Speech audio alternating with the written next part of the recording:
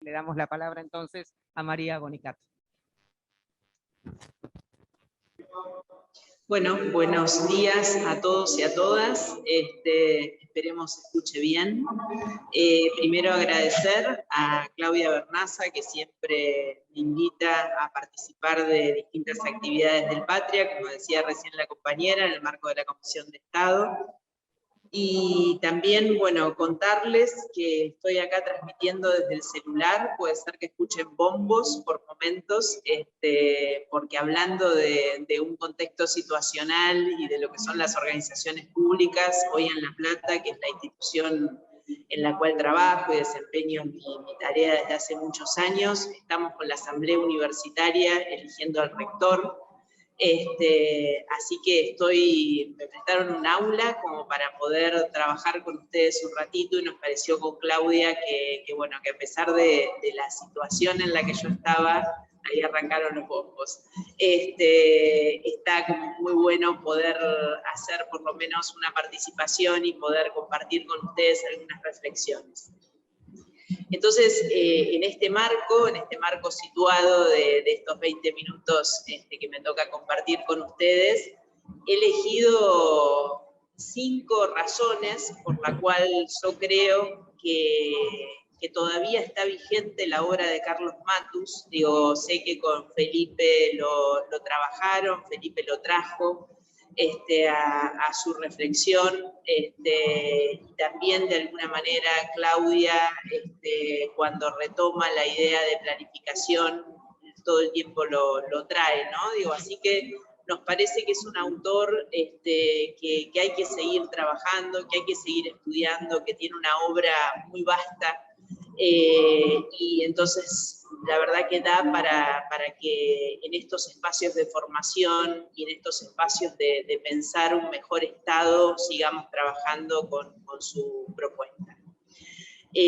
Antes de pasar a desarrollar estos 5 puntos que yo creo, o por lo menos que entiendo que son por los cuales a mí todavía la obra de Matus me sigue por momentos poniendo la piel de gallina, cuando lo releo y cuando retomo su obra, les pediría, porque al estar desde el celular no tengo presentación, que para quienes no lo conocen, puedan ahora, digo, los que tengan ganas de hacerlo, que estén de manera remota o estén físicamente en el aula, googleen en la versión imágenes, en el Google, Carlos Matus, o Carlos Matus Romo, también aparece así, para que por lo menos le conozcan la cara a aquellos que no lo conocen, ¿no? Porque me parece que está bueno empezar a hablar de una persona viéndolo. Y si lo están viendo, para los que son más rápidos o más rápidas y buscan y lo encuentran, díganme en todo caso por el chat si alguno ya lo encontró, ya lo vio. Siempre a mí me gusta rescatar algo que me parece una de sus principales características, que es que sus últimos cursos de capacitación, ligados justamente a los temas de planificación, que son los temas que él trabajó siempre, incluso uno que dio acá en la Argentina, bueno, Jorge Sotelo, que es quien va a trabajar con nosotros en un ratito, estuvo en ese curso. Los últimos años de su vida los pasó con un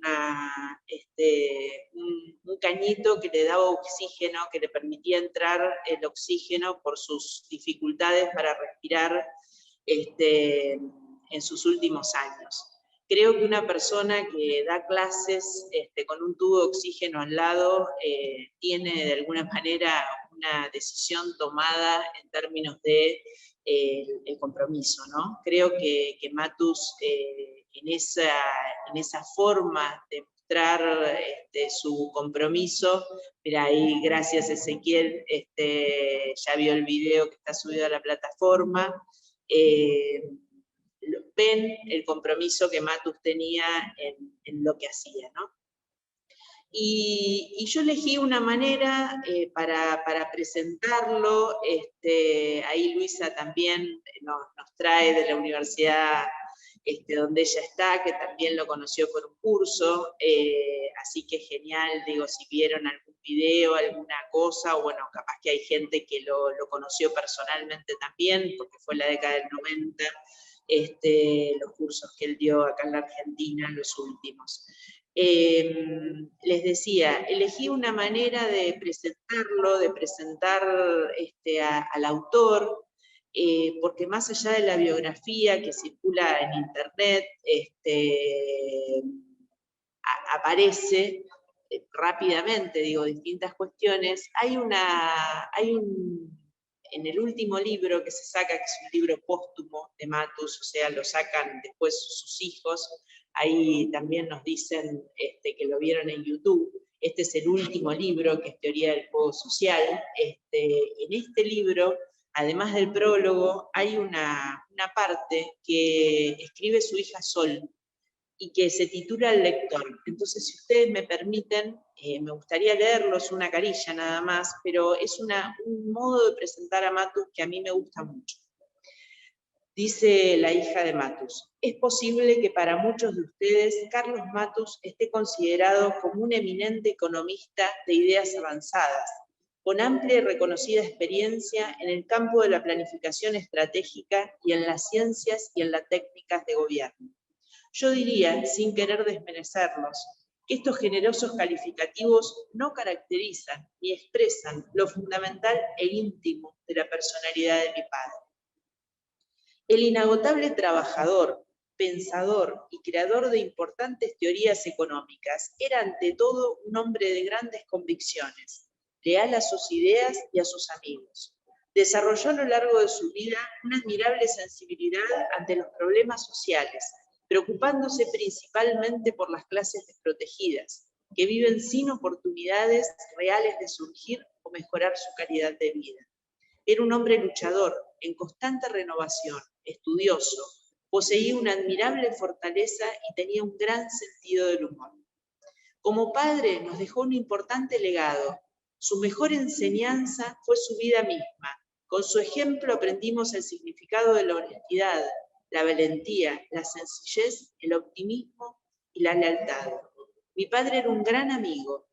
Él sabía bien cómo resaltar y desarrollar lo mejor de cada uno de nosotros. Esto lo convirtió en nuestro cómplice preferido. Nunca nos faltó una palabra de aliento. Su cariño y compañerismo aún hoy nos apoya y fortalece. Compartimos su trayectoria profesional con inmenso orgullo. Su actuación pública fue intachable, ejemplar y digna. Sus días en prisión fueron para nosotros dolorosos, pero en él solo avivaron su interés por los problemas sociales y fue en Ritoque, campo de concentración, donde escribió las primeras páginas del libro que daría pie a muchos otros textos que han sido muy bien valorados y reconocidos en toda América Latina. Mi padre falleció el 21 de diciembre de 1998 en Caracas, desde donde soñó regresar algún día a Chile.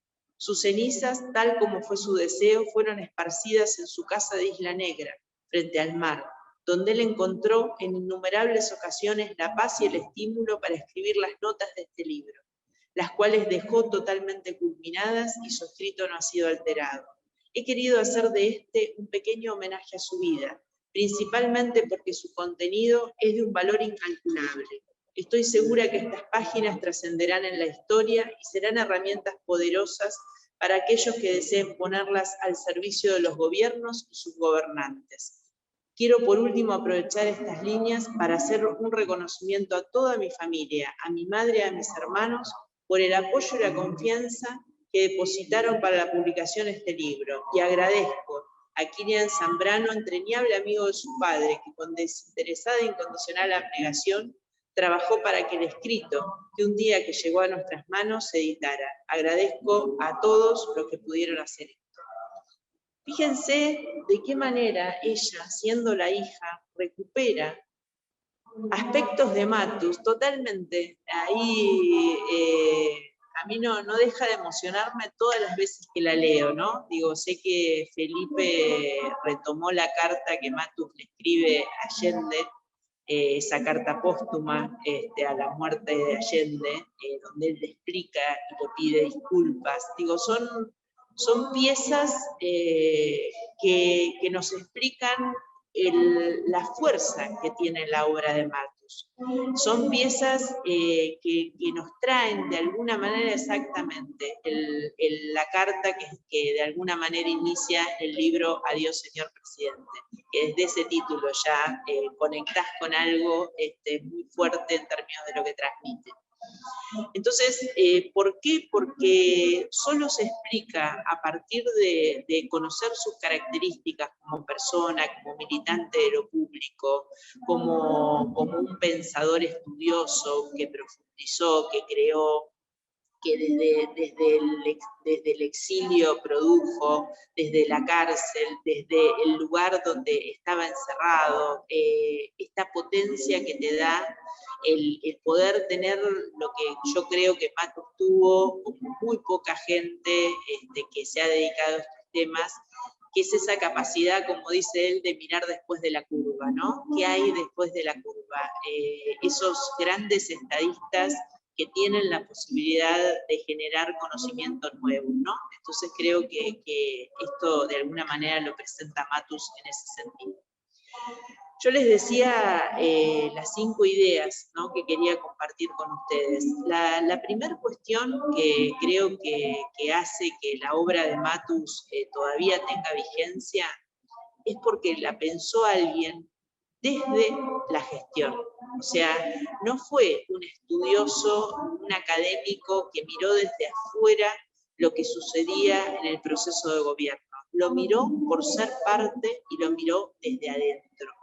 Y esto es de una potencia enorme, porque ustedes saben, las que están en gestión, que es muy difícil poder explicar todo lo que sucede en una gestión, y qué significa ser parte del Estado, y qué significa esta frase que hemos acuñado de hablar de más y mejor Estado, si estás de afuera.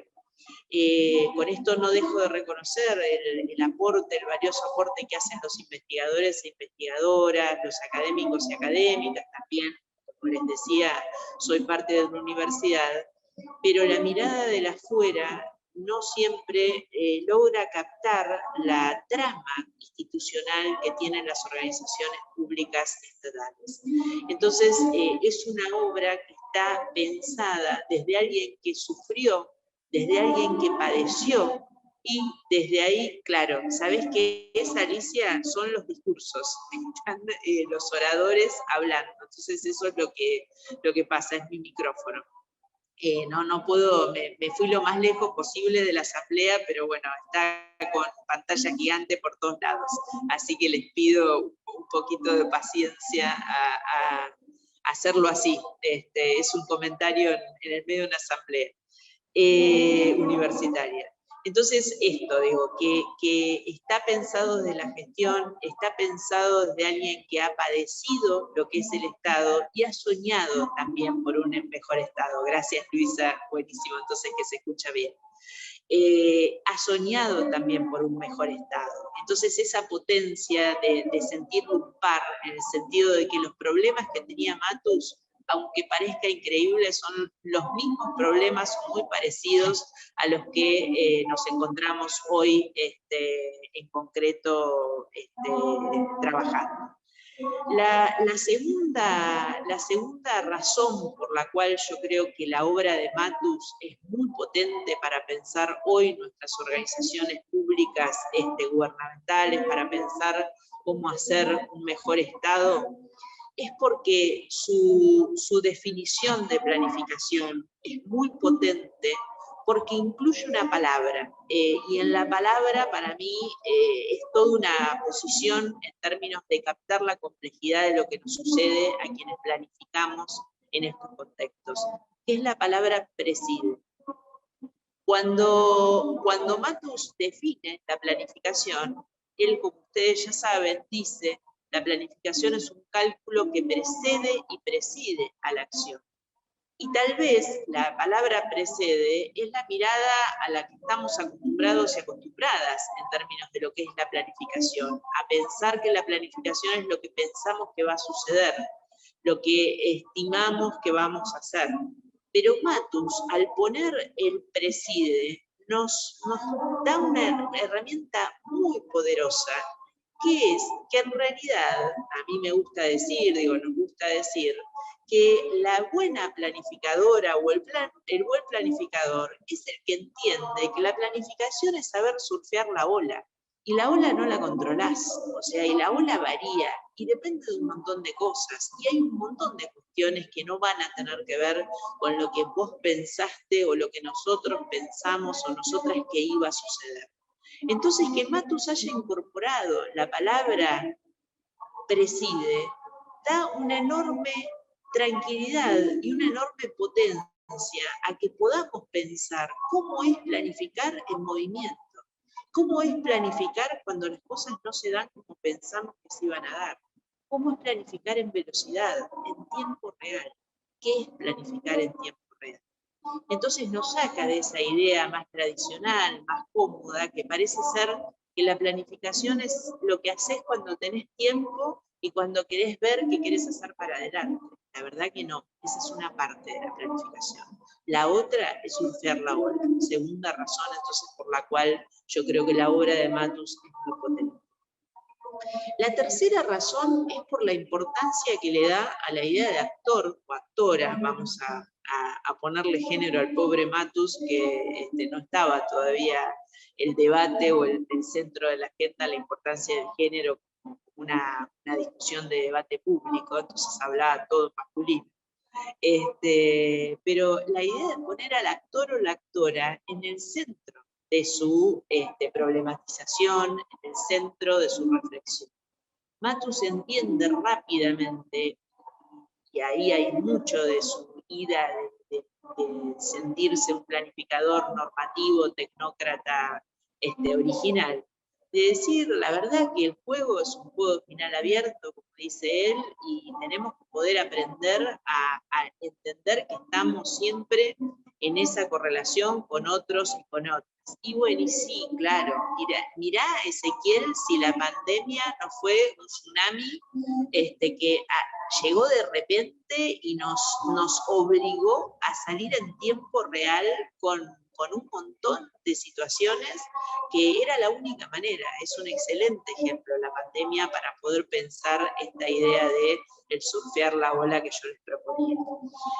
También es interesantísimo ver qué quedó después, ¿no? Entonces digo, cómo hay organizaciones, entre ellas la universidad. Me alegró muchísimo ayer cuando Chaco Austral, en el discurso de Cristina, que la compañera lo mencionaba, quien habló primero decía la cantidad de estudiantes que tenían con presencia física y la cantidad de estudiantes que tenían con presencia virtual. Creo que la idea de presencia nos obliga a pensar si esto no es presencia. ¿Por qué pensar la idea de presencia solo vinculada al cuerpo físico, a la presencialidad física, ¿no? Cuestiones de vuelta que tienen que ver con planificación, porque es cómo pensamos las organizaciones, cómo pensamos los actores. Entonces una universidad que vuelve a la presencialidad física como si nada hubiera pasado, es una universidad que básicamente no entendió la oportunidad que tuvo en términos de lo que trajo la pandemia como cuestión positiva. Tal vez salir del claustro que hace 5 siglos que nos había costado salir, ¿no? Por primera vez salimos del aula física, y algunas universidades tuvieron la suerte de poder repensarse y de poder reflexionar a partir de eso. No digo porque no podamos pensarlo distinto, pero sí creo que tomando la idea de Matus, la pandemia en términos de las instituciones educativas universitarias, porque las otras tienen otras características, nos ha dejado una reflexión en términos de cómo pensar la accesibilidad, la conectividad como derecho, etcétera, etcétera. Entonces, la tercera cuestión para mí, por qué la obra de Matus sigue vigente, claro, Gerardo, lo que estás diciendo, es una de las cosas que más me fascina, es la federalidad. O sea, el acceso, la posibilidad de estar en tu casa y estar conectado a algo que si no para vos tal vez sería imposible. Entonces, esto, digo, para la planificación estratégica situacional, el poder revisar la idea de presencia, nosotras estamos manejando el concepto de presencia física y de presencia remota, porque no queremos renunciar a que esto no sea presencia. Incluso muchas veces se dan en el cara a cara y la posibilidad de saber los nombres, porque los tenemos ahí, digo, una presencia más cercana que lo que pasaba en las aulas físicas, que está en nuestro cuerpo, pero a veces no está en nuestra mente, ¿no? Digo, todos y todas experimentamos esa situación, esa sensación de que estás ahí con el cuerpo, pero la cabeza te va por otro lado. Entonces, la idea de actor en el centro de la escena nos, claro, gordo, olvídate. Y empiezan a aparecer las provincias y es maravilloso porque además se arma algo muy potente que es el intercambio en tiempo real de personas que tal vez si no nos conoceríamos. Es muy fuerte para mí eso realmente. Y es la idea de reconocer en los dispositivos situados el actor, el otro, etcétera, etcétera. Entonces, en este sentido aparece para mí una cuarta razón por la cual creo que la obra sigue vigente y vamos sumando provincias. Apareció Cuyo con Mendoza y seguimos. Nos falta Nea Noa y estamos todos. Aparece una cuarta idea muy vinculado a esto, que Matus ha generado, mirá, La Pampa, vamos todavía, nos ha generado la posibilidad de figuras, de reflexiones, mirá, Neuquén, vamos, La Rioja, impresionante, Mira desde La Rioja, impresionante. Es claro, San Juan, es muy Río Negro, es muy fuerte. Imagínense la riqueza que tiene poder estar formándonos, discutiendo cómo hacer más y mejor Estado con compañeros y compañeras de todos estos lugares. Imagínense lo que nos perdíamos en este sentido, ¿no? Digo, de solo tener acceso quienes nos tomamos un tren, nos tomamos un bondi o vamos en el auto y llegamos al aula física. La verdad que es para pensarlo. Entonces les decía, todos los conceptos, todas las reflexiones, toda la obra de Matus nos remite a algo que es la clave de nuestras organizaciones, que es la permanente tensión. La idea, nuestras organizaciones están tensionadas. Ojalá peligre un poquito, ya que con peligro un poquito estamos bárbaros. Se equilibra un poco más el triángulo.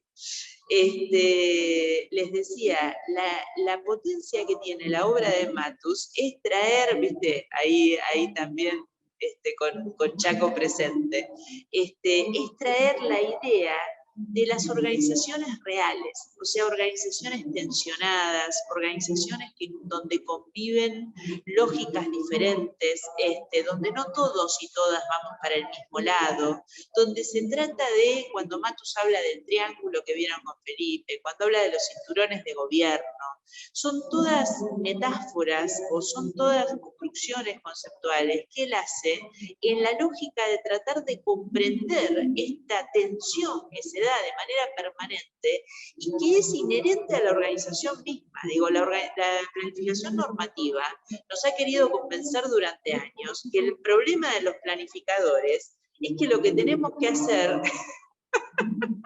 Muy bueno la metáfora de Beatriz, claro, obviamente siempre es cómo usás la herramienta y qué haces con ella, ¿no? Por supuesto, la herramienta solita no te sirve para nada. Entonces, ¿cómo vos trabajás la idea de romper con esta cuestión de lo normativo? Que la planificación es ordenar lo desordenado, que la planificación es saber solamente qué queremos hacer, sino es cómo lidias con la incertidumbre, cómo lidias con la tensión, cómo lidias con los actores que van para distintos lados y actoras, y etcétera, etcétera, etcétera. Entonces, repasando un poco, primera cuestión tiene que ver con que es una persona que pensó su obra desde estar adentro, desde padecer los problemas que padecemos nosotras y nosotros. Segunda cuestión es porque incluye el preside, en la idea de planificación, la idea de surfear la ola. Tercera cuestión, porque centra su interés o le pone o le da una relevancia enorme al concepto de actor. Claro, tal cual. Hay que ver ahí cómo generamos más mística desde esta doble idea. Digo, creo que es muy potente el encuentro. Ahora les voy a contar una anécdota en relación a eso. La cuarta cuestión, entonces decíamos, tiene que ver con esto de trabajar sobre organizaciones reales y sobre la idea de tensión como uno de los ejes para pensar las organizaciones públicas estatales. Y la quinta idea, y acá retomo un poco lo que decía Felipe, es esta idea de triángulo, ¿no? La idea del triángulo de gobierno. Porque es muy sencillo, porque lo llevas en el bolsillo de la dama y el caballero, lo permitís hacer algo con eso. Digo, ahí Gerardo nos trae esta idea de qué haces con los que no tienen tiempo, qué haces con los que están de afuera. Yo te digo dos cosas, Gerardo. Por un lado, el triángulo de gobierno te ayuda a poder ver con claridad que un proyecto que no tiene proyecto, que no tiene equipo y que no gobierna nada, no va a ningún lado. O sea, necesitamos tener un buen proyecto, necesitamos tener el mejor equipo que seamos capaces de lograr y necesitamos controlar la mayor cantidad de variables de la situación que queramos llevar adelante. Los que están afuera hay que tratar de subirlos, pero eso no es sencillo. No es sencillo porque eso sucede todo el tiempo y no está fácil de lograrlo. Ahora, en términos de estos ámbitos, de estos espacios, es una manera de seguir creciendo y fortaleciendo esta mirada de lo que es la planificación estratégica pública. Y después hay una frase que para mí me tranquiliza mucho, que es: moriremos remando. O sea, no sé si lograremos cambiar las organizaciones, pero el remo vale la pena porque significa llegar a una orilla distinta.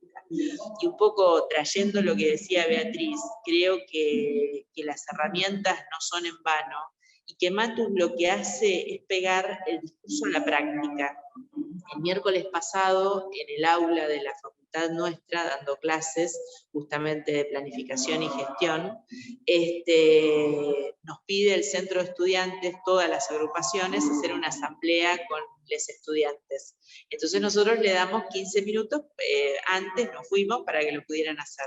Pero somos la única materia en toda la facultad, en toda la licenciatura en Trabajo Social y en las distintas carreras, que está teniendo un aula bimodal. Esto quiere decir con presencia física en el aula, como esta, y también con compañeros y compañeras por Zoom. Y cuando yo trabajo con una cámara y trabajo con los dos grupos. Y ellos tienen la posibilidad de cursar de esa manera. Ellos eligen si es presencialidad física o presencialidad remota. Y ahí, ¿qué hicimos? Les propusimos a las agrupaciones que hicieran la asamblea en ese contexto, con 50 personas conectadas por Zoom y 60 personas en el aula física. Bueno, Matus nos trae eso, nos trae que la situacionalidad, que el proyecto de gobierno tiene que ser un proyecto que tenga capacidad de comprender dónde está parado, dónde estamos parados y paradas, y ser capaces de transformar las prácticas políticas. Bueno, eso fue una práctica política distinta y fue la primera asamblea bimodal que se hizo en nuestra facultad. Entonces, de esto creo, por lo menos a mí me sigue impactando exactamente. Fíjense lo que dice Alejandro, y voy leyendo lo que van tirando en el chat. Con un celular sos capaz de estar cerca.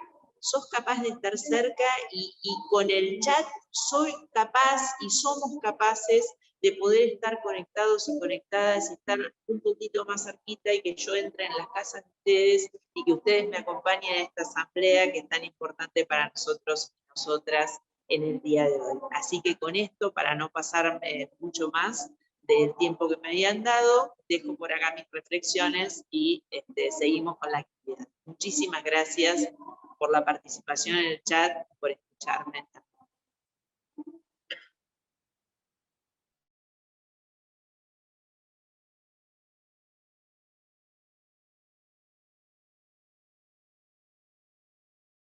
Muchísimas gracias, María.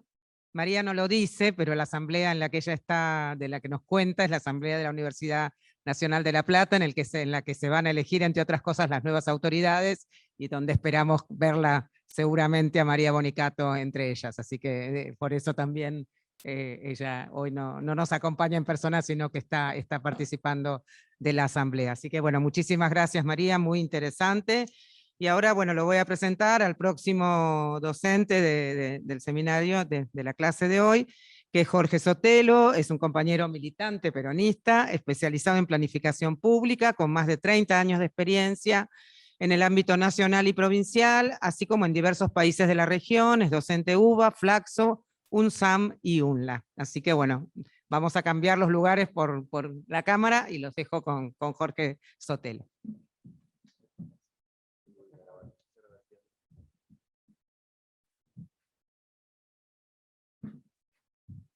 Bueno, buenos días a todos y todas. La verdad que es una alegría para mí tener la posibilidad de dar una clase en este curso sobre política, planificación y gobierno, es el nombre, en nuestro querido Instituto Patria, que es una institución que se plantea como una usina de conocimiento para aportar a un proyecto político con vocación de poder, como es el nuestro. Entonces es el mejor escenario para hablar de planificación estratégica. Sé que las clases precedentes fueron muy buenas, la clase inaugural con Oscar y con Felipe, la clase de Claudia y Carlos Yapina sobre historia de la planificación, la del maestro Carlos Vila y Edgardo Moca, se han tenido muy buenas exposiciones. Bueno, la de María ahora, a María la conozco desde hace muchísimo tiempo. María fue alumna mía de planificación en la Universidad de La Plata, fue ayudante de cátedra, fue jefa de trabajos prácticos, fue adjunta, fue titular después de la cátedra que tenía yo, y después fue secretaria de Políticas Sociales de la universidad. Es un muy valioso cuadro que tiene la gestión pública provincial y la academia en La Plata. Yo voy a tratar de seguir la línea que fueron marcando ellos en las clases anteriores, y voy a tratar de acercar algún matiz complementario, digamos. En general, cuando yo hablo de planificación estratégica pública, hago hincapié en lo que llamo el núcleo metodológico de la planificación. Esto quiere decir, si nosotros concebimos la planificación desde una perspectiva diferente a la planificación tradicional, a la planificación normativa, a la planificación tecnocrática, si pensamos que la planificación tiene una dimensión política importante, si pensamos que parte del desafío de la planificación es analizar el campo de gobernabilidad, la viabilidad de nuestro proyecto político, si tenemos esa idea de la planificación, también tenemos que ser capaces de responder a la pregunta: bueno, y entonces, ¿qué diferencia hay entre la política y la planificación estratégica pública? ¿Sí? Porque si la planificación estratégica es una práctica política, como la planteamos, ¿qué diferencia hay con la política? ¿Sí? Y la respuesta a esa pregunta nos lleva a esto del núcleo metodológico. Es decir, la planificación lo que nos provee es un cómo. O sea, hay un núcleo metodológico de trabajo sistemático que está referido a la acción política. Pero entonces tenemos que meternos en ese núcleo. Y eso es un trabajo que implica mucha rigurosidad metodológica. Entonces, la primera premisa que yo quiero poner en esto es: desarrollar procesos de planificación estratégica pública implica un trabajo metodológico riguroso. ¿Sí? Hago hincapié en esto porque algunos piensan que la planificación tradicional y tecnocrática tiene por alguna razón más rigor que las prácticas que llevamos adelante nosotros. ¿Sí? Y eso también es responsabilidad nuestra, porque a veces nuestro enfoque excesivamente político, amplio, qué sé yo, puede dar lugar a pensar que estamos zanateando, digamos, ¿no? Y la verdad es que la rigurosidad que implica el trabajo de planificación estratégica pública es muchísimo mayor. Entonces, me quiero meter en eso. Ahora, claro, tengo algunos condicionantes, porque me dijeron que tengo que hablar 20 minutos, y yo a veces cuando doy cursos de planificación estratégica, a veces todo un cuatrimestre, a veces todo un año, me quedo pensando que me falta tiempo para profundizar los diferentes aspectos de la planificación estratégica. Bueno, en 20 minutos lo que voy a poder hacer es poner algunos títulos.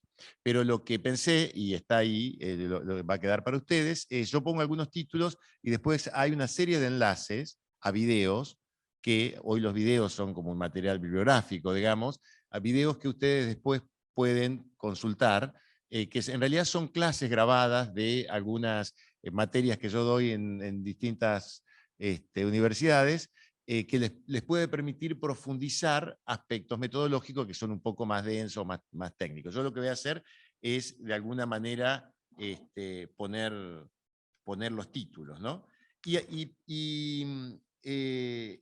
Para eso, como introducción, y siguiendo un poco la línea de lo que planteaba María, con la reivindicación de la figura de Carlos Matus, plantear que uno puede ver la obra de Matus y el surgimiento de la planificación estratégica pública en Latinoamérica como una gran operación de autocrítica.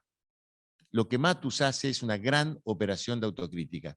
Seguramente lo escucharon por parte de Claudia, un poco lo que comentaba también María. Matus fue un tipo fenomenal, economista e ingeniero, que fue ministro de Economía de Salvador Allende. Una experiencia política que intentó, digamos, la implantación del socialismo a través de la vía democrática en Chile, que terminó trágicamente.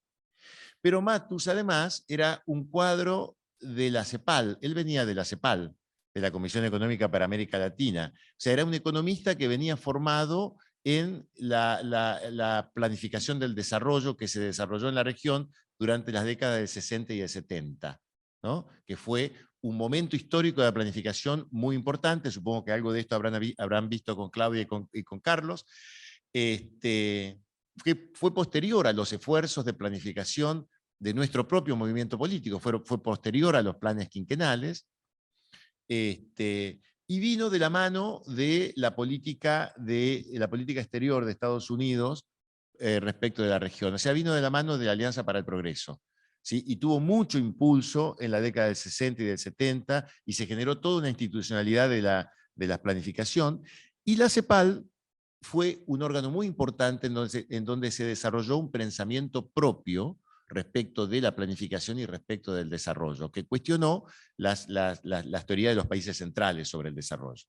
Y se llevaron adelante importantísimos trabajos de diagnóstico de la estructura económica de nuestros países y de cuál debía ser, propuestas de cómo debía ser el camino del desarrollo latinoamericano, que iban desde la reforma agraria hasta la promoción de la industria manufacturera en el continente.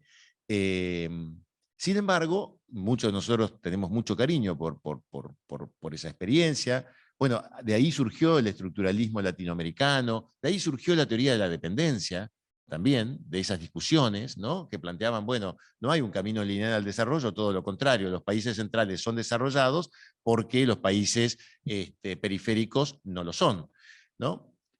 O sea, le tenemos mucho cariño a esa experiencia. Lo cierto es que esa experiencia, desde el punto de vista de la planificación, no dejó de ser una planificación normativa, tecnocrática. El personaje principal era el economista planificador y su equipo, y que no tenía suficientemente en cuenta los aspectos de viabilidad, los aspectos políticos y los aspectos que tenían que ver con el aparato del Estado desde el cual había que llevar adelante esto. Entonces, cuando sobreviene el golpe militar en Chile, indefectiblemente cae la pregunta, Matus se pregunta, ¿qué es lo que no vimos? ¿Cómo no la vimos venir? ¿Qué es lo que no tuvimos en cuenta? ¿Qué aspectos de la realidad nosotros no mirábamos para que no podamos habernos preparado para esto? Y la respuesta de Matus fue obvia, fue el otro. No vimos el otro. La planificación tradicional no reflexionaba sobre el otro. y no el otro como el otro fraternal, solidario, el otro que nos llevó a la consigna de la patria es el otro, sino el otro como adversario, como contendiente, como enemigo, como aquel otro que va a hacer lo que sea para condicionar o impedir nuestro proyecto político. No se reflexionaba sobre eso.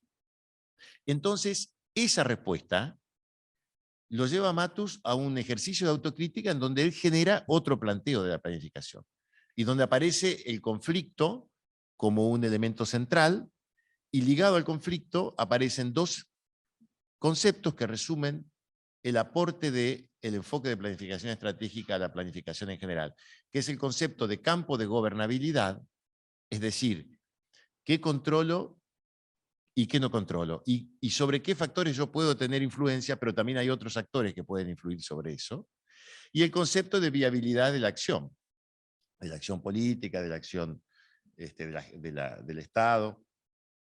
Estos dos conceptos resumen en realidad el gran aporte de la planificación estratégica, porque implica el concepto de actor, como decía María, el concepto de actor, el concepto de intereses diversos, el concepto de correlación de fuerza, ¿no? O sea, vuelve a la planificación algo mucho más interesante. Esta es la reflexión que comienza Matus en la cárcel, ¿no? Y es una pregunta que nosotros podemos trasladar a cualquiera de nuestras situaciones. ¿Por qué perdimos nosotros en el 2015, luego de 12 años de logros y teniendo el aparato del Estado en nuestras manos? ¿O cómo es que nosotros no vimos venir el conflicto del campo en el 2008? Que llegó a ser un conflicto tan importante que fue un punto de inflexión que cambió la lógica de acumulación política y de construcción de hegemonía que tenía nuestro espacio, nuestro movimiento. ¿Cómo es que no lo vimos venir? Esta misma pregunta era la de Matus, ¿no? Y el trabajo sobre estos aspectos es lo que implica mucho rigor metodológico, digamos, ¿no? Entonces, ese rigor metodológico para Matus decía que distinguía entre el aporte de lo que él llamaba las ciencias verticales. Él decía, la ciencia tiene departamento, tiene disciplinas, ¿no? Tiene, o sea, la biología, la historia, la sociología, la economía, son disciplinas que él llamaba ciencias verticales, que se han desarrollado muchísimo en los últimos siglos. La verdad que de una manera asombrosa. El concepto de sector que maneja el Estado público también es un concepto vertical. El Estado tiene sectores, o sea, educación, salud, desarrollo social, agricultura. Y él decía, sin embargo, la gente, la sociedad tiene problemas, los problemas públicos, y los problemas públicos atraviesan, cortan transversalmente las disciplinas y los sectores. Entonces, para él hay un campo vacante muy importante sobre el cual no se ha avanzado demasiado, que es cómo trabajar sobre problemas, cómo trabajar sobre problemáticas que cruzan transversalmente las disciplinas y los sectores desde una perspectiva tecnopolítica. Y él lo que postula son lo que él llama ciencias horizontales. Él dice, hace falta el desarrollo de ciencias horizontales, que para él eran las ciencias de gobierno, ciencias y técnicas de gobierno, lo hablaba en esos términos, ¿no? Entonces él dice cómo trabajar sobre problemas públicos, cómo analizarlo, cómo definir las formas de abordaje, cómo trabajar los problemas de gestión, la orientación de la intervención del Estado sobre los problemas públicos. Todo esto es objeto de las ciencias horizontales. Dice, el poco desarrollo que tiene esto es lo que explica los desempeños de nuestros gobiernos, incluso de los propios. Entonces, eso es lo que explica por qué un buen médico no necesariamente es un buen ministro de salud, salvo Ginés González García, que era un médico y era un buen ministro de salud. Pero era un buen ministro de salud porque conocía mucho el sector y conocía mucho de política. Pero, ¿por qué un ingeniero civil puede no ser un buen ministro de obras públicas, digamos, ¿no? Porque las ciencias de gobierno, la gestión, la intervención pública, el análisis de los problemas, es otro mundo, ¿no? Entonces, yo lo que quiero hacer en este breve tiempo que tenemos es plantearle algunos conceptos que ustedes van a poder después profundizar en los materiales bibliográficos que tienen y en los videos que les dejo después a continuación. Entonces, vamos a la primera filmina. A la segunda.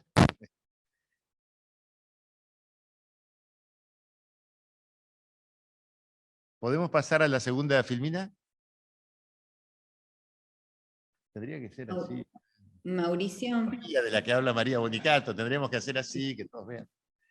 Mauricio, ¿estás ahí para pasar? Sí, ¿no se ve? No. Sí, pero ponelo en modo presentación y pasemos a la segunda filmina. Perfecto. Vuelvo a compartir entonces. Un segundito. ¿Cómo no? Vamos de vuelta. La segunda. Ahí voy. Ahí se ve. Ahí, Bueno, fíjate en modo presentación si podés abajo, modo presentación. Sí. al lado de donde está tu mouse, a la derecha, a tu derecha. Perdón. A ese, ahí. Ahí estamos. Volví a Me hacerle dice- clic porque no lo tomó, me parece. ¿No lo tomó? Vamos de No. vuelta. En presentaciones el icono Sí, ya chiquitito. sé cuál. Ujú. Sí, el que está, pero espera que se me acaba de desconfigurar. Ahí va. Tin. Perdón, Ahí va. lo deberíamos haber chequeado antes, pero bueno, lo chequeamos ahora. No, pero pensé que había tomado, pero indudablemente no. Esto es planificación en tiempo real, clases en tiempo Ya. real. Sí, exactamente. Ahí se ve. Sí, pero tenés que... No sé cómo explicarte. Ahí. Iniciar presentación, a ver. Sí, es ahí donde estás poniendo, Mauricio, pero me parece que no te tomó, ¿eh? No se está viendo, porque yo lo estoy viendo perfecto. Ah, ¿vos lo ves como presentación? Ah, tenés que editar, Sí. habilitar edición. Mirá el Perfecto. Ahí estamos. Ahí estamos A ver. surfeando la ola, diría María. Ahora, iniciar presentación. Ahí está. Ahí. Entonces, ¿Se ve? sí, yo te voy a ir diciendo cuando Perfecto. el Dale, perfecto. Ya estoy atento. el primer concepto o el primer planteo para relacionar una serie de conceptos es cuál es el movimiento de la planificación, el movimiento metodológico, conceptual de la planificación. Entonces, un proceso de planificación estratégico en general parte de la situación actual, ¿no? La situación inicial. O sea, tenemos que de alguna manera ver de dónde partimos para poder ver cómo vamos a actuar. Entonces hacemos un clic, hacemos otro clic. El análisis de la situación actual en planificación estratégica se llama análisis situacional. Se diferencia fundamentalmente del diagnóstico, que era lo propuesto por la planificación normativa, básicamente porque el diagnóstico tiene una caída o una caída positivista, digamos. Se supone que un buen diagnóstico con buena información es único y llega a unas únicas conclusiones. El concepto de situación plantea que hay tantas explicaciones de la realidad como actores hay en el espacio social. Y eso va a estar condicionado, el análisis, por el lugar que ocupa el actor en el espacio social, ¿no? Luego, una segunda movimiento que se hace es tratar de ver cómo va a evolucionar la situación, hacia dónde va, cuál es la situación futura. Esto es lo que se llama, hacemos un clic, un ejercicio de prospectiva o de prognosis. O sea, si nadie interviene y la situación sigue de acuerdo a las tendencias que están presentes en la situación actual, la situación futura va a ser esta. Se va a agravar, va a persistir, etc. En contraposición a la situación futura, lo que se hace, clic, lo que se hace es postular una situación diferente, que es la situación que se quiere construir, que es lo que en planificación estratégica se llama la imagen objetivo, clic, la imagen objetivo. Es decir, es un modelo de cómo debería funcionar la situación que queremos construir, puesto en un horizonte de tiempo futuro y que discrepa de hacia dónde va la situación de acuerdo a la tendencia actual. Hacemos un clic, cómo se cierra esa brecha es lo que constituye la estrategia general de un plan. Cómo cerrar la brecha entre la situación futura, consecuencia de las tendencias de la situación actual, y la situación que nosotros queremos construir.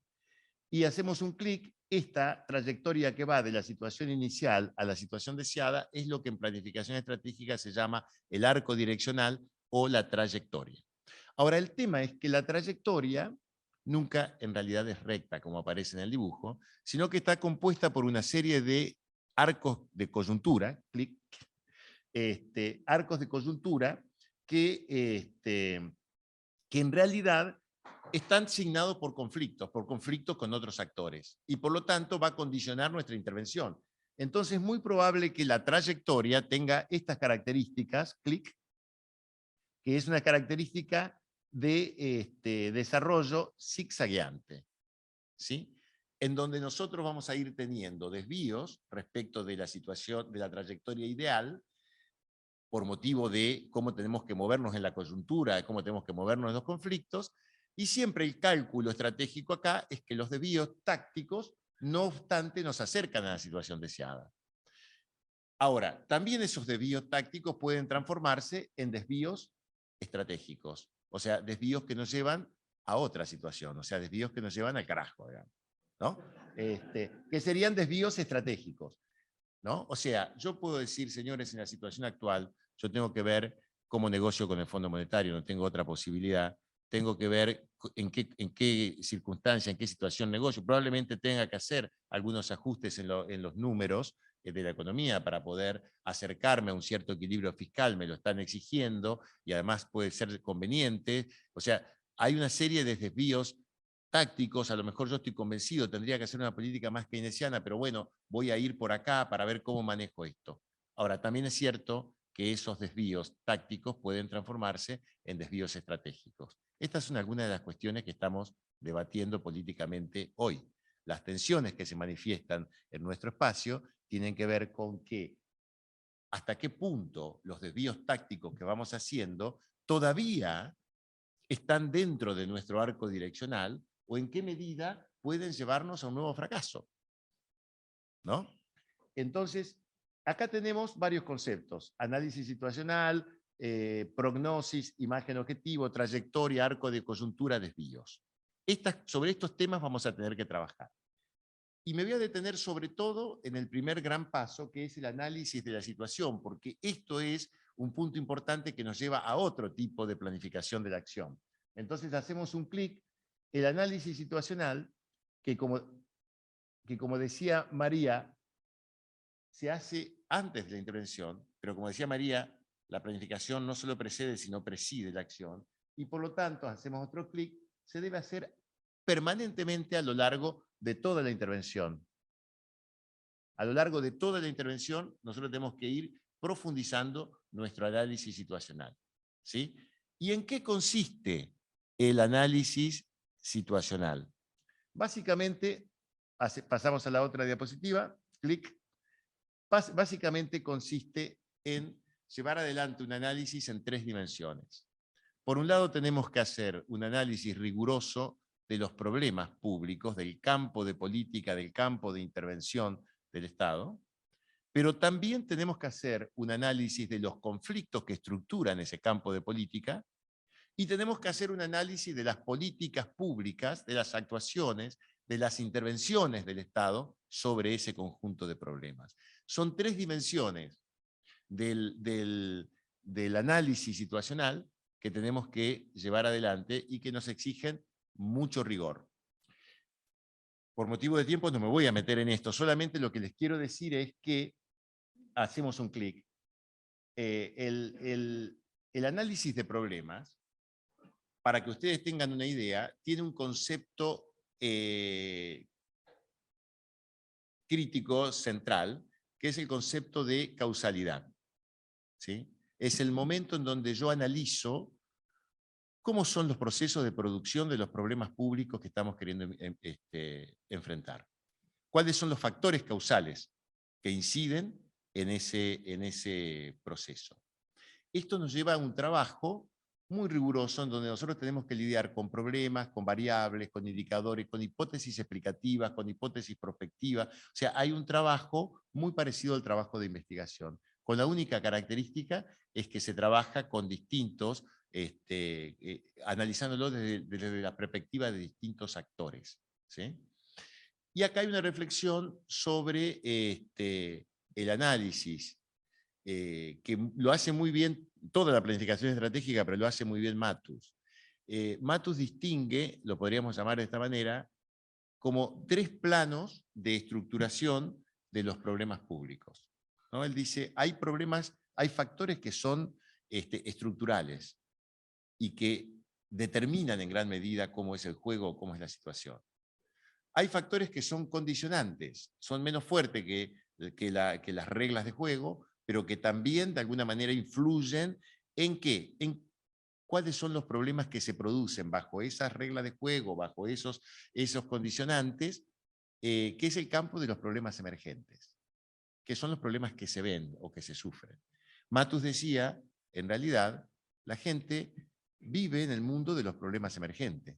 Él a eso le llamaba la fenoestructura, y a las causas estructurales la genoestructura, ¿no? Él dice, la gente vive en la fenoestructura, vive en los problemas emergentes. O sea, la gente, ¿qué le pasa?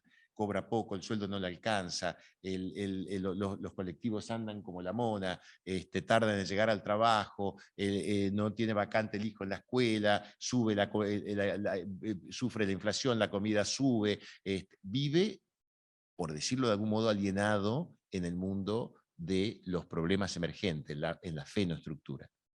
Lo que hace el trabajo del análisis situacional cuando uno planifica es decir, ok, paremos la pelota y vayamos a ver cuáles son los factores causales que nos están llevando a esta situación. Y esto es fundamental para definir las estrategias, porque yo puedo tener estrategias en el campo de los problemas emergentes, en el campo de los condicionantes, en el campo de los determinantes. Un bono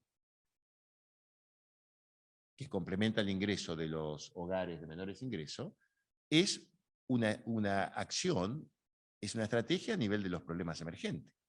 Es contingente, no soluciona causas más profundas, ¿sí? Acciones de regulación sobre los formadores de precio trataría de regular algunas de las causas más estructurales, ¿no? Entonces, el análisis por planos de estructuración de los problemas nos permite pensar y regular nuestra estrategia de intervención sobre los problemas públicos. De ahí que necesitamos rigor en el análisis. Hay una faceta que es entonces el análisis de los problemas que nos exige un trabajo verdaderamente riguroso. Matus, para poner en tensión o cuestionar un poco el concepto de causalidad tan propio de las ciencias fácticas, de las ciencias naturales, él distinguía 6 tipos diferentes de causalidad, ¿no? Relaciones de determinación, de condicionamiento, de causalidad directa, de acumulación, de dominación, de transformación, ¿no? Que nos permite explicar la dinámica de los problemas, ¿no?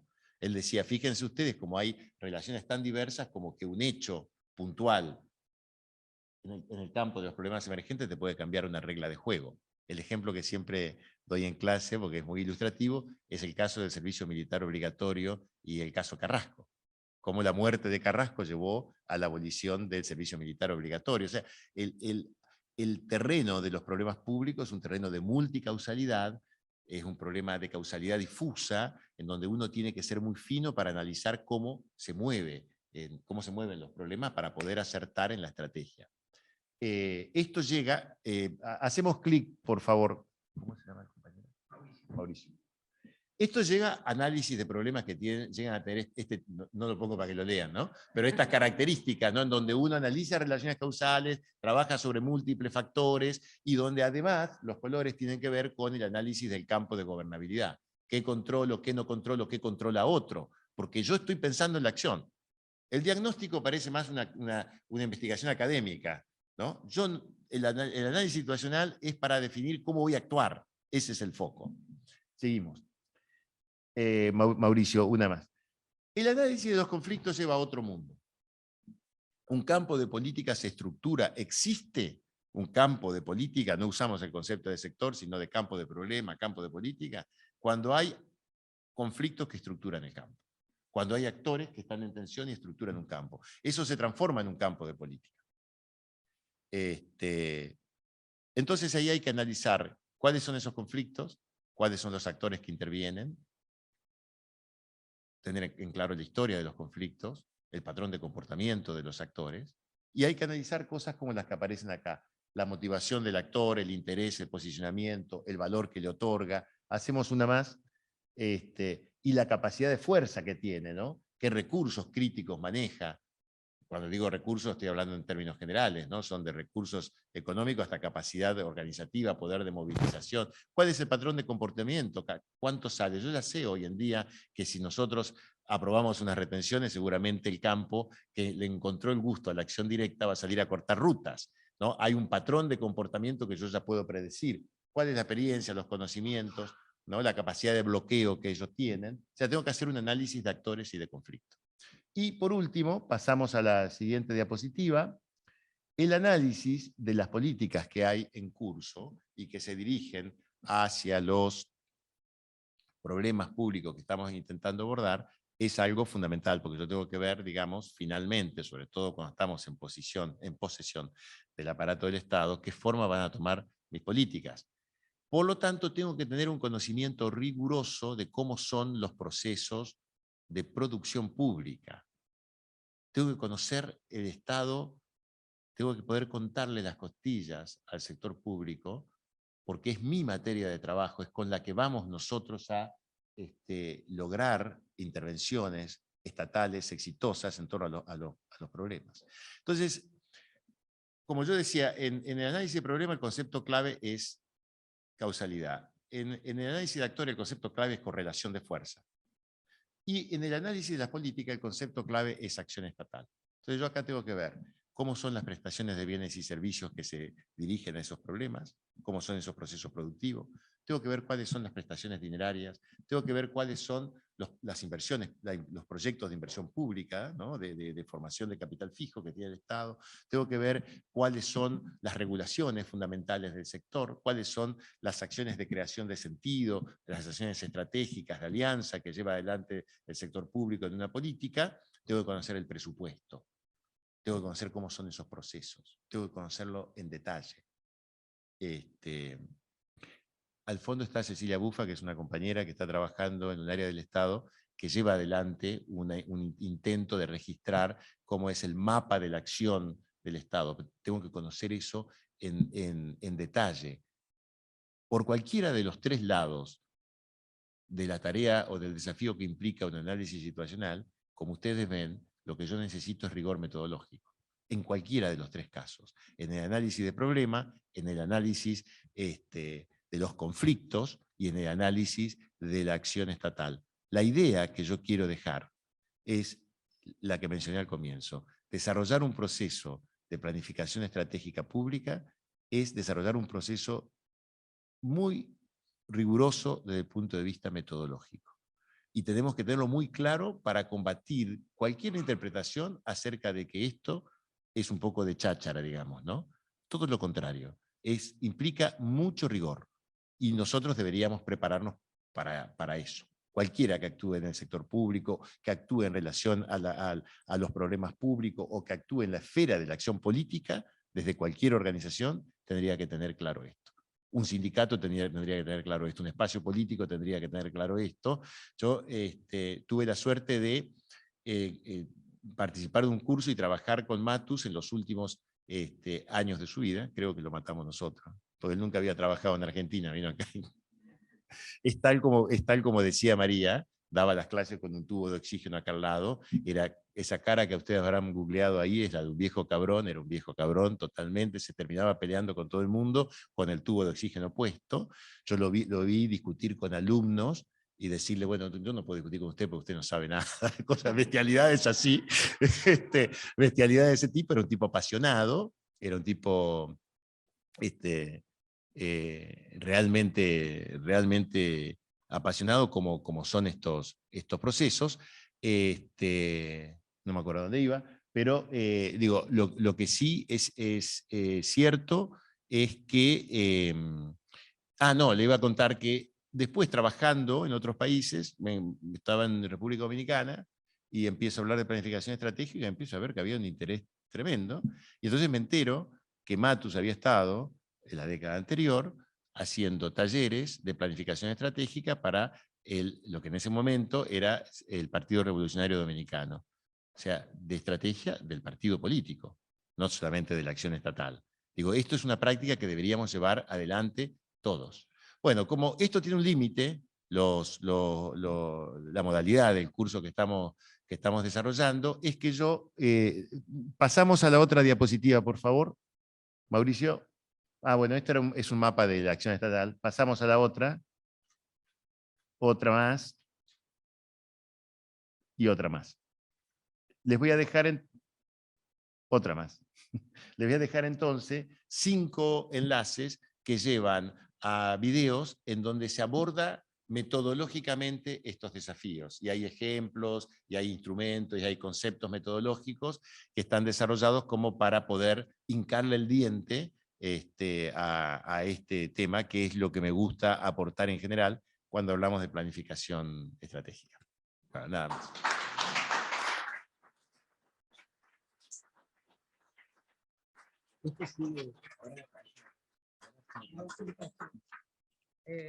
¿Querés invitar vos a los talleres? Bueno, muchas gracias. Gabriela, ¿estás ahí? Muchas gracias, Jorge, muchas gracias, María. Nosotros, Gabriela, ahora nos vamos a despedir de ustedes. Ahí está Pablo, no lo veía. Sí, perdona, hacemos... No, contarles brevemente que el análisis de los foros que se fueron haciendo en la clase de esta semana se va a realizar en el día de mañana y que va a estar subido en el aula virtual el lunes, junto con un video explicando tanto Eliana como Cristina, que son las que están moderando el foro, con el análisis de las discusiones y los temas que se plantearon. Y que por otro lado, esta presentación que hizo Jorge en el día de hoy también la vamos a subir al aula virtual, así que van a poder tener ese material y sobre todo van a poder ver esos links que dejó en su última filmina Jorge. Nosotros ahora lo que vamos a hacer es trabajar en grupos. Vamos a hacer plenario de cierre, los presenciales por un lado y los virtuales por otro. Vamos a trabajar alrededor de unos 35 minutos más o menos para poder llegar menos cuarto, a las conclusiones de plenarias tanto de los presenciales como los virtuales. Así que, Lore, si tenés algo más, te paso la palabra, así hacemos este cierre, nos saludamos y despedimos. Bueno. Chao, gracias. Gracias. No sé si María se queda o la despedimos a María. Me despido porque me cuesta mucho estar conectada. Gracias. Muchas gracias a vos, María. Hasta luego. Gracias a ustedes en el presencial. Pablo, nos despedimos de ustedes y bueno, ahora, compañeros, les vamos a comentar cómo vamos a seguir. No sé si quieren desconectar ahí en el presencial o como ustedes prefieran. Conectamos. Chau, chau, nos vemos. Bueno, compañeras, compañeros, la verdad es que fue impecable, las dos presentaciones fueron muy interesantes. Así que, bueno, les comento un poco la consigna que preparó el equipo de la Comisión de Estado para poder discutir y debatir en grupos ahora. La propuesta es que en los grupos puedan identificar cuáles son las dimensiones o características propias de una planificación estratégica y situada. Sobre esta pregunta, sobre este interrogante, la idea es debatir y charlar y compartir distintas visiones. Así que ahora, Mari, nos vamos a dividir, pero en menos grupos, vamos a hacer 6 grupos en total. Así que, bueno, como ya saben todos, compañeros, una vez que les llega el aviso de que vamos a ir a dialogar con nuestro grupo, y después más o menos menos 12 menos cuarto, menos 10, ya estamos volviendo y ya cerramos. Bueno, compañeras y compañeros, muy interesante, por lo menos en el grupo que estuve, fue muy enriquecedor, además todos pudieron participar, que eso está muy bueno, porque así es como vamos construyendo nuestras ideas, en la interacción y en el intercambio. Miren, la propuesta del día de ahora, de los últimos minutos del curso, hasta las 12, es que cada grupo, a partir de lo que hayan decidido, de si es el tallerista o un relator del grupo, pueda decir a modo de títulos, o sea, sin desarrollar, la respuesta que construyeron al interrogante que tenía que ver con las características que tiene este tipo de planificación estratégica y situada. Así que yo les propongo, vamos a ir por grupo, ¿sí? Vamos a ir del 1 al 6, al 8, no me acuerdo cómo estábamos numerados. Así que el grupo número 1, si quiere el integrante de ese grupo. Vale, buen día compañeros, compañeras. Muy sintéticamente tiro títulos, la conversación fue bastante rica, salieron muchos temas. Empiezo por uno que es ver a los otros, esto decía Jorge, ¿no? La planificación estratégica situada juega mucho con la idea del otro. Ver a los otros no solo como... Perdón, ¿me escuchan bien?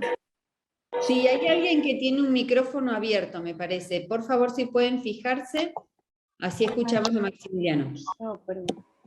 Bien, decía que el otro no solamente es el enemigo y el adversario, sino que en el otro hay que identificar también aliados tácticos con quienes desarrollar la acción estatal, la acción de gobierno, ¿no? En esa cadena de valor de la que habla Jorge. Entonces, los otros es un aliado estratégico también, con el cual nos vamos redefiniendo mutuamente a medida que va avanzando la acción estatal. La importancia de la evaluación, de la implementación de las políticas, la importancia de la planificación en el partido político y los actores económicos, o sea que la planificación estratégico-situacional no solamente para quienes estamos en el gobierno o quienes estamos en el aparato del Estado, sino también para, como decía Jorge, en un partido político, es importante, esto pensando, estamos en el Instituto Patria, ¿no? Pensando también para nuestro sujeto político, y para incluso los actores económicos. Había varios compañeros que trabajaban con pymes o micropymes o actores sociales, entonces también en ese campo. Bueno, los actores de la planificación no es solamente el economista, sino también los productores, los militantes, etc. Y el rigor metodológico como algo importante para no ser una chacha. Gracias. Buenísimo. Gracias, Maxi. Judith. Sí, voy a tratar de ser muy puntual, porque es muy similar, también ha sido muy rico el debate, muy compartido supongo con todos los grupos. Acá, bueno, se avanzó en un concepto de los que dijo, en una de las frases que dijo Jorge, ¿no? Donde la clave en el análisis situacional es poder ir surfeando, ¿no? Esa ola, estableciéndola como herramienta para actuar sobre cuestiones emergentes. Ir analizando las variables constantemente también como una de las características propias de esta planificación situada. También se dijo que no toda política, no toda planificación puede ser implementada en todos los territorios. También hay una frase muy interesante que dijo una de las participantes, que fue que surfear la ola debe ser siempre sabiendo dónde está la playa. O sea que esto es también lo que nos identifica a nosotros y nos diferencia, tener un proyecto político del cual vayamos analizando las distintas variables, pero sin corrernos de ese norte que nos diferencia también de los demás. También se habló sobre que esto que también decía Maxi, ¿no? Referente a tener en cuenta al otro, ¿sí? Entendido como una planificación que debe ser una planificación donde prevalezca también la participación, también sobre que no se puede dirigir o conducir en esa participación que se quiere dar a los otros para llegar a consensos, si no hay una conducción fuerte, una conducción territorial, con sustento territorial, tener en cuenta los distintos actores a la hora de planificar, y fundamentalmente analizar las causales con una rigurosidad metodológica, o sea, ser exigente frente a lo metodológico. Buenísimo, gracias Judith. Bueno, todo se va relacionando y repitiendo, ¿no? Vamos como cerrando conceptos. El grupo número 3, que es el de Mariana. Bueno, sí, muy activo también el grupo, la verdad una participación muy dinámica. Bueno, se habló sobre los controles que tiene que haber en las políticas públicas también, que eso está fallando. se habló sobre la idoneidad, ¿no? Trayendo sobre los expositores, que sea profesional no significa que sea bueno, hay que formar equipos de trabajo idóneos. Bueno, sobre la planificación transversal, también sobre la comunicación, se habló mucho. Falta un análisis de situación que no se conoce hoy en día. Está fallando mucho el tema de la comunicación, ese es un tema que se fue reiterando todo el tiempo. Necesitamos una planificación estratégica situada, estamos viendo sobre las necesidades, nunca se llegó a planificar en este gobierno, es lo que fue surgiendo, ¿no? Bueno, que Cristina está surfeando la ola maravillosamente, de manera magistral, y que Alberto está esperando no sé qué. Bueno, esos fueron todos los temas, sobre todo la parte joven, cómo llamar a los jóvenes, surgió de vuelta el tema de las figuras como Milei, ¿no? Como rebeldía, que nos está faltando ese tipo de comunicación a los jóvenes, como para atraerlos otra vez a nuestro espacio. Pero bueno, eso fue básicamente, el tema de la comunicación siempre surge, así que bueno, eso básicamente fueron los temas que tratamos. Gracias, Mariana. Carolina. Hola, sí, buen día a todos. Acá también en el grupo fue muy fructífera la participación, todos pudieron participar y bueno, en alguna medida se repiten los dos temas. Se dijo que la planificación preside la decisión, que solo con un conocimiento profundo de la situación actual se puede pensar en una planificación, que bueno, básicamente rescatando lo que había dicho Jorge Sotelo, que fundamentalmente cuando estamos planificando tenemos que siempre tener en cuenta la existencia de estos otros actores que accionan en contra para poder planificar. Luego, bueno, Silvia habló de que fundamentalmente planificar es aprender en diferentes aspectos, ¿no? A nivel institucional, a nivel macro, y también tener en claro cuáles son los recursos que tenemos al momento de planificar. Que cuando uno precede, ¿no? Uno preside o precede esta acción, siempre se escapa algo, porque básicamente el mundo es dinámico, y en ese sentido es importante destacar la parte flexible de la planificación. Luego también se dijo que esto de planificar, o que la planificación preside la acción, constituye una habilidad, y es la habilidad de irse adaptando o acomodando a los diferentes problemas que se vayan presentando en la realidad. Luego se dijo también que no solo se trata de una cuestión aplicable al Estado, que también se podría poder aplicar a otros ámbitos, como el ámbito sindical, y bueno, y tener en claro que esto es una herramienta de utilidad. Que también la planificación es un proceso sistemático, donde se debe fijar claramente las necesidades y los objetivos a tener en cuenta, y bueno, que fundamentalmente esto, destacando para finalizar, esta cuestión de hacer hincapié en el desvío táctico y renovar las ideas viendo al adversario y a la población para tenerlos en cuenta a la hora de la planificación. Gracias, Carolina. Bueno, Martín. Bueno, muchas gracias.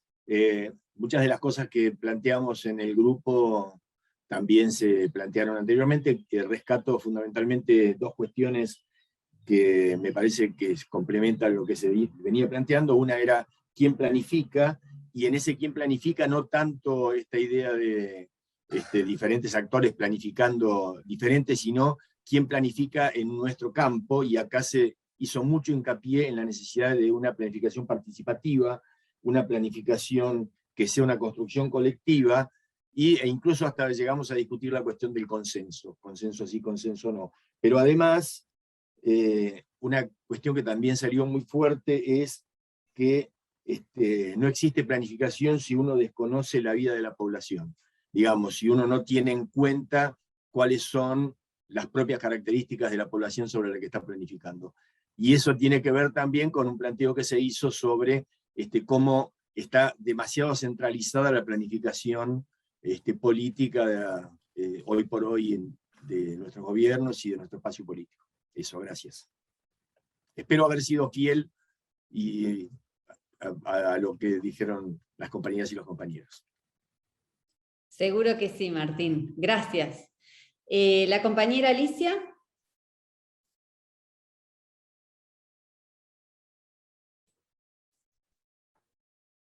¿Me escuchan? Sí, perfecto. Nosotros arrancamos en el grupo hablando de las dificultades en la planificación del Estado, en todos los estamentos, bajo esa mirada crítica, ver de qué manera se puede llegar a una, o avanzar hacia una, hacia llegar a la planificación y a una estrategia situacional con respecto a, a la formación de los jóvenes. Se hizo mucho hincapié en la formación de los jóvenes, especialmente por el lado político dentro de las unidades básicas y por el lado del Estado dentro de los cuadros técnicos. Si no se comienza por una formación, un compañero habló de nuevos integrantes de trabajo que se autodenominan apolíticos, con lo cual estaríamos dejando una puerta abierta a la cooptación de los otros poderes. Más o menos eso sería el resumen. Gracias, Alicia. Bueno, ya estamos todos los grupos. La verdad que es muy interesante porque cada grupo fue abordando diferentes dimensiones o características de la planificación estratégica y situada. Si bien hubieron algunos aspectos que se repitieron, me parece que lo bueno de haber, por lo menos en unos minutos, habernos dado un momento para escucharnos, creo que nos da como una mirada un poquito más acabada. Así que, bueno, con esto ya estamos. Yo quiero básicamente agradecerles a todos los colaboradores técnicos, a los talleristas, a Mari Cobra, a todos los compañeros que estuvieron hoy en el Zoom, y bueno, por suerte hoy no tuvimos tantos problemas técnicos como en otras oportunidades. Y además quiero pedirle a Gabriela, no sé si me escucha, si puede tomar la palabra para invitarlos hoy a la tarde, que se hace el lanzamiento de Lula Presidente 2022, y además se va a hacer una celebración por el natalicio de Evita en el Instituto Patria ahí en Buenos Aires. Así que si hay compañeros de acá en el Zoom que son de Capital Federal o Gran Buenos Aires, por ahí pueden acercarse. Gaby, ¿a qué hora era el encuentro? ¿Cuál de las Gabis? Vos, Gaby. A las 16 en la puerta del Instituto Patria. Ahí, va a ser una transmisión en vivo. Hay una transmisión en vivo, una pantalla gigante en la puerta del instituto, y esperamos contar con la presencia de muchos compañeros. Ahí estaremos, ahí les puse en el chat, ¿sí? Bárbaro. Va a hablar el doctor Parrilli. Bueno, nos vemos el próximo sábado, ¿sí? Ahí hay una compañera que quiere preguntar algo. Dolores, sí, escribinos en el chat y te leemos. Es que no tengo la persona que me ayuda, por eso a poder escribir en el chat. Ahí te escuchamos. Sí. Dale.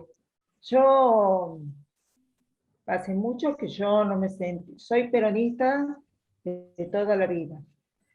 Y yo hace mucho, Lorena, que yo no me sentía abrazada por el peronismo. No me sentía contenida.